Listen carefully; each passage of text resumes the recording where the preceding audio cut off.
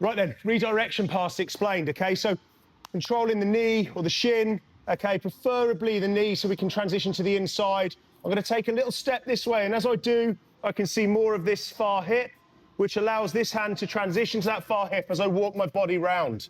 You see now, my weight is definitely pinning straight down, and this hand has like a frame onto the far hip. So if I was to let go of this leg, it would just roll over, okay? So I'm feeling my heel in the bony part of the hip underneath here, and I'm pushing down on this side. So almost spreading a bit of a groin stretch for him. And then from here, the way it works is that we just transition the hand here to the top, and we send it this way so that it clears out. So with this then, we can send it this way so that it clears. We can drive in with the shoulder to crash this space by the hip. We can move it and just drive in with the knee, stay up nice and high. Again, it'll depend on what they're doing with their elbows, how defensive they are, and it'll depend on your style as well.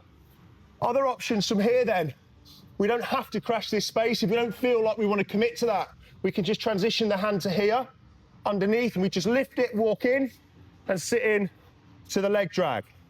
Another slightly more flamboyant option, just come this way a tad, Ben. Another slightly more flamboyant option is we get to here, this leg's still nice and strong. Okay, so I'm just gonna put a hand on it.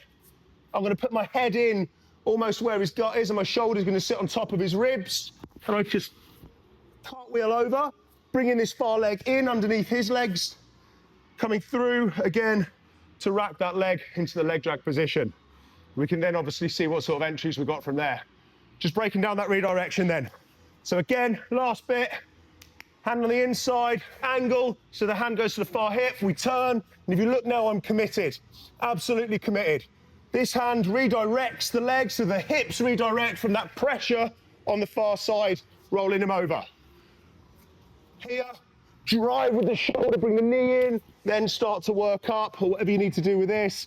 Sometimes we'll get here, we'll drive in, and we've committed with this leg, so our arm becomes a bit stuck here.